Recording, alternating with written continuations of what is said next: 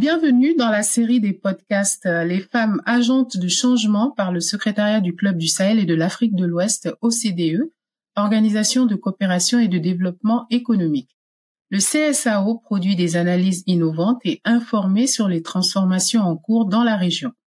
Cette série de podcasts raconte l'histoire de femmes, actrices de la société civile, militantes, auteurs, leaders, travailleuses de la santé et de l'humanitaire ou entrepreneuses en Afrique de l'Ouest. Elles illustrent le changement transformatif et leur avis compte. Ces conversations visent également à mieux connecter les travaux du CSAO avec le plaidoyer et l'action de la société civile. Je m'appelle Mame Diarra Diop et je suis ravie d'être votre hôte pour ce podcast. Je suis journaliste à la radio Mikado FM. Notre invitée aujourd'hui est Madame Maïmouna Ndoye et avec elle, nous allons discuter des analyses de genre dans le domaine de la recherche et de l'enseignement. Maïmouna, bonjour. Bonjour, Mame Diarra. Alors, vous êtes juriste, docteur en études du développement et spécialiste en genre basé au Sénégal.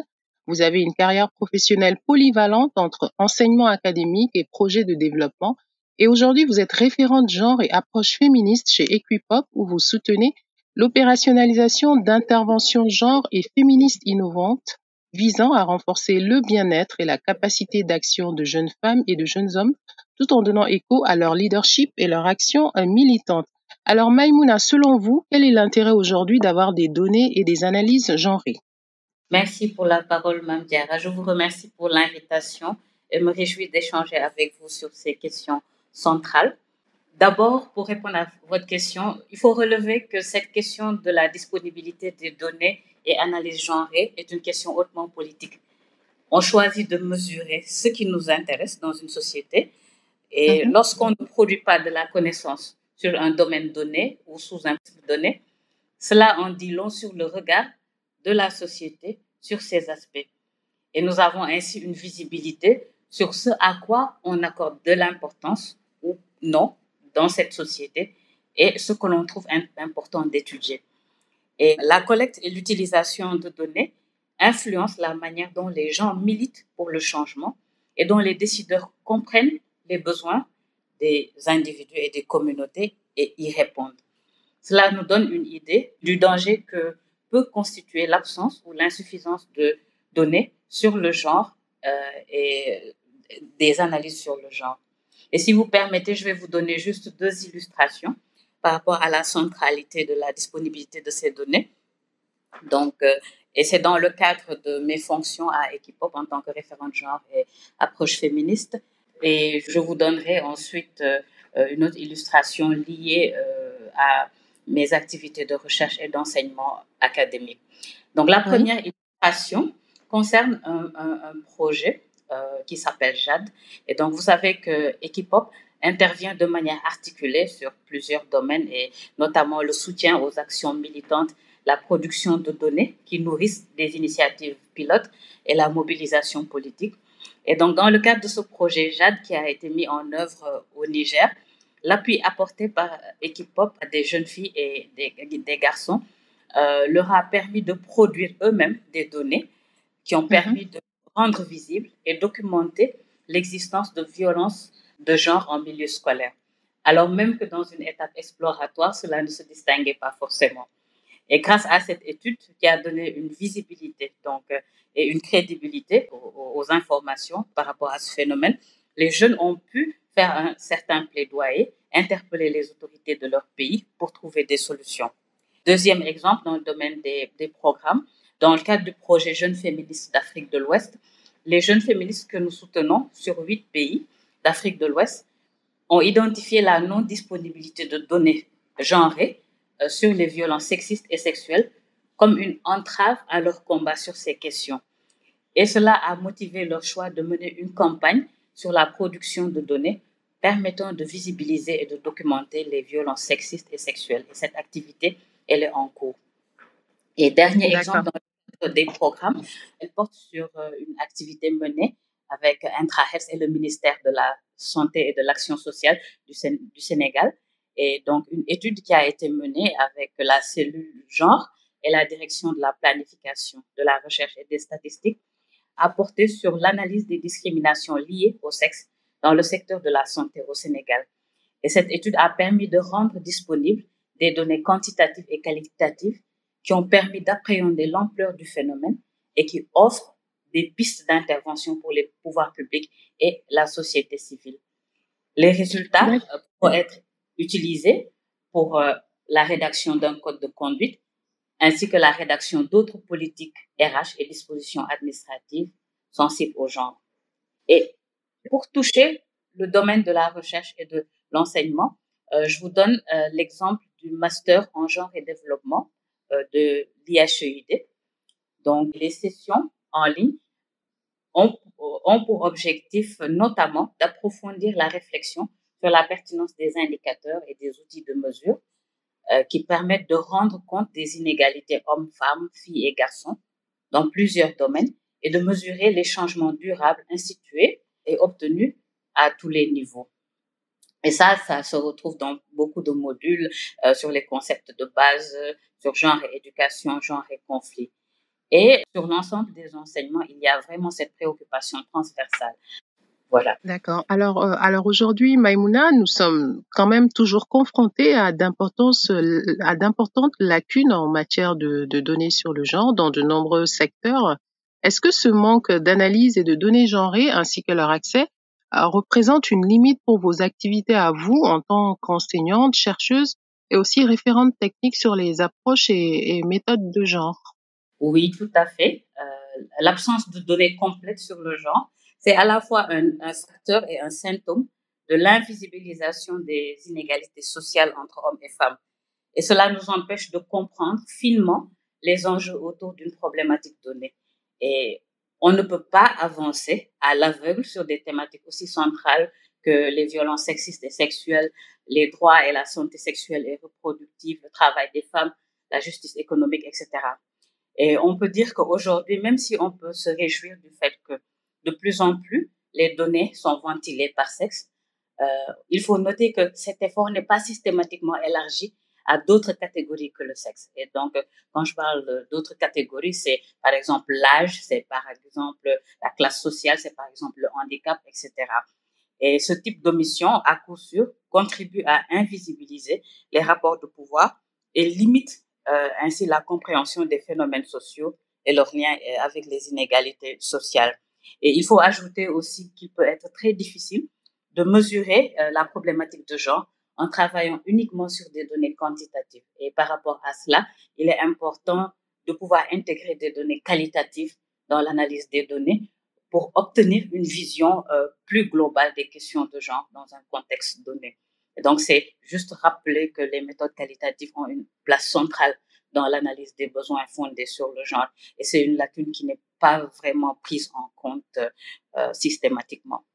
Alors, à votre avis, Maïmouna, comment est-ce qu'on peut remédier à ces lacunes en matière de données sur le genre?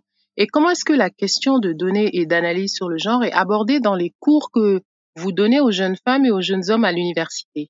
Je rebondis par rapport à ce point concernant les universités. Donc, au niveau académique, c'est vrai que c'est embêtant de ne pas pouvoir orienter les étudiants vers des données actuelles sur certaines thématiques spécifiques et aussi à des analyses fournies sur les contextes géographiques qui les intéressent.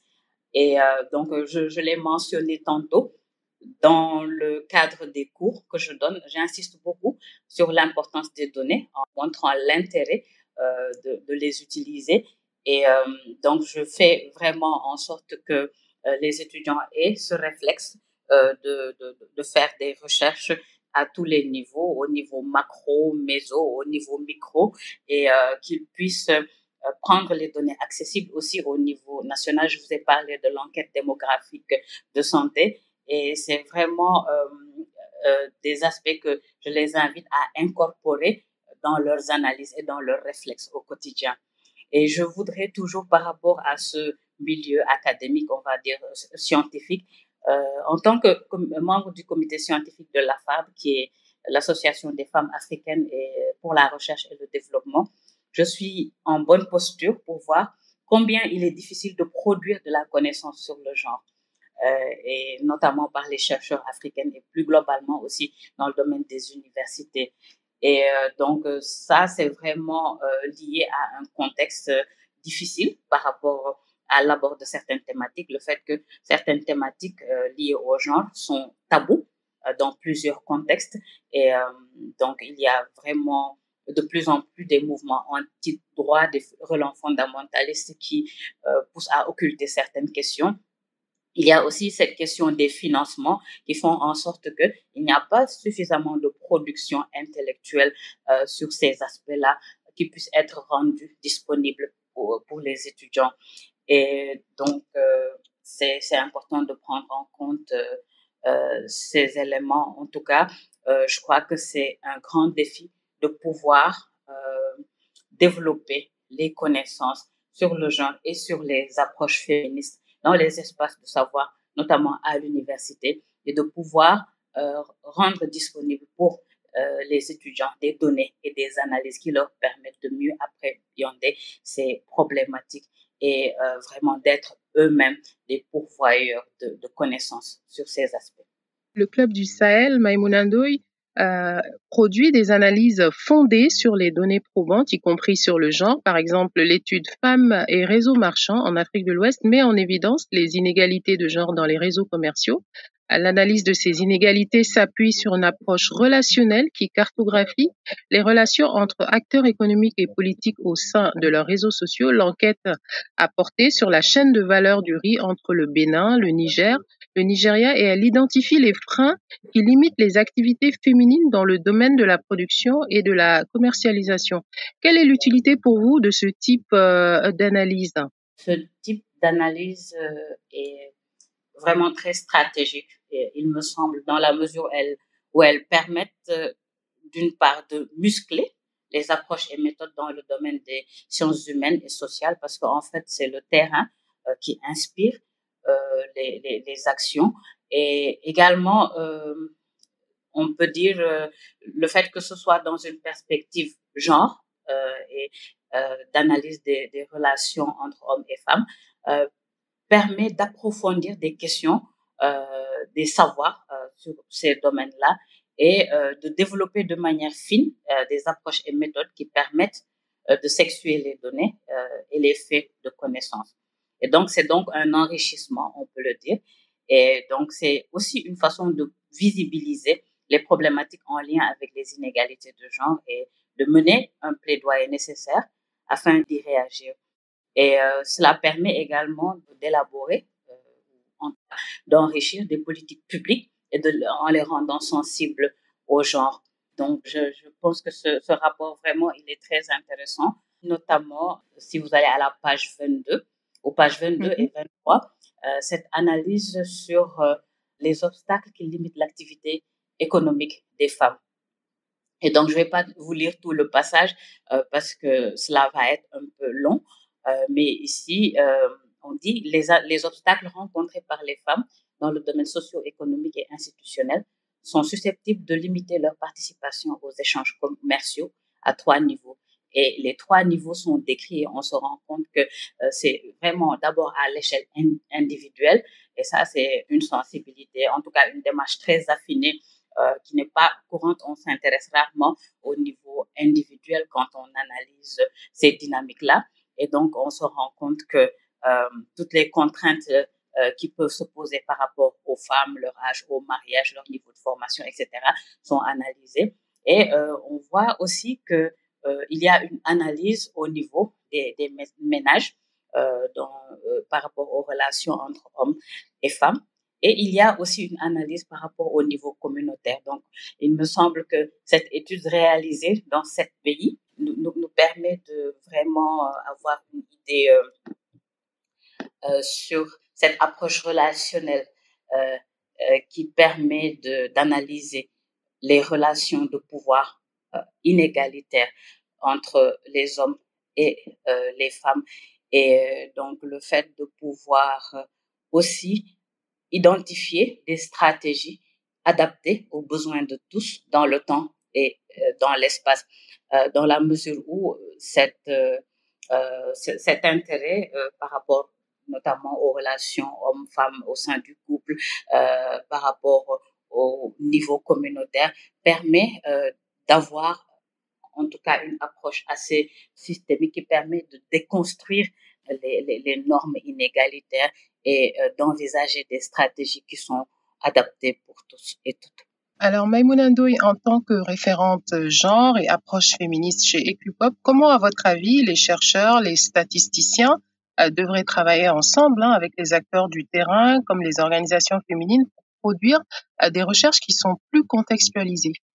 Alors, ça, c'est central à plusieurs égards. Je pense que si on s'intéresse, par exemple, au domaine des programmes, il est clair que il y a un préalable non négociable lorsqu'on travaille à concevoir des programmes de développement, c'est de pouvoir faire d'emblée un diagnostic, genre de faire une analyse qui permet de questionner, de déconstruire les expériences des hommes et des femmes, de comprendre les dynamiques de relations de pouvoir, d'investiguer certaines questions essentielles comme la division sexuelle des rôles, comme la justice économique, comme les violences basées sur le genre, etc. Pouvoir faire une cartographie, identifier en tout cas toutes les problématiques qui sont présentes, identifier aussi à partir de cela ce qu'il faut définir comme objectif, ce qui à court, moyen et long terme peut être mis en œuvre pour faire en sorte que les stratégies développées dans le cadre du dit programme puissent être des stratégies qui répondent aux besoins des hommes et des femmes, des filles et des garçons, de toutes les composantes de la société, tout en ne tombant pas dans une approche de harm. En fait, il s'agit de susciter du changement positif sans pour autant créer des situations qui compromettent la sécurité des hommes et des femmes et de toutes les composantes. Et donc, dans le domaine des programmes, c'est cela. Mais dans le domaine de la recherche académique et de l'enseignement, je pense que c'est très important de pouvoir créer des espaces d'échange sur les approches et les méthodologies de recherche. Et il est très important aussi que les universités puissent créer davantage de chaires sur les questions de genre et sur les questions féministes. Faire en sorte que les étudiants puissent disposer de ces approches et méthodes-là, puissent les utiliser dans leurs travaux de recherche et qu'on puisse aisément faire le pont avec la pratique sur le terrain. Et ça me pousse aussi à parler de cette question du financement qui manque cruellement par rapport à cela. Et donc, surtout par rapport à des questions qui sont assez sensibles, comme les questions de violence sexiste et sexuelle, et par rapport auxquelles il est pas forcément évident de trouver des financements pour mener des recherches. Donc, c'est le cas pour les violences sexistes et sexuelles, pour les droits et la santé sexuelle des femmes, etc. Donc, c'est très important, en tout cas, de créer un environnement favorable au développement de la réflexion et favorable à l'échange. Merci beaucoup, Maïmouna Ndoye. Merci pour toutes ces informations. Je vous en prie, c'était un plaisir. Merci encore à notre invitée, Madame Maïmouna Ndoye. Pour plus d'informations sur les publications référencées, vous pouvez les trouver sur la plateforme MAPTA du CSAO ou bien sur le site de l'OCDE CSAO. Merci d'avoir écouté ce podcast.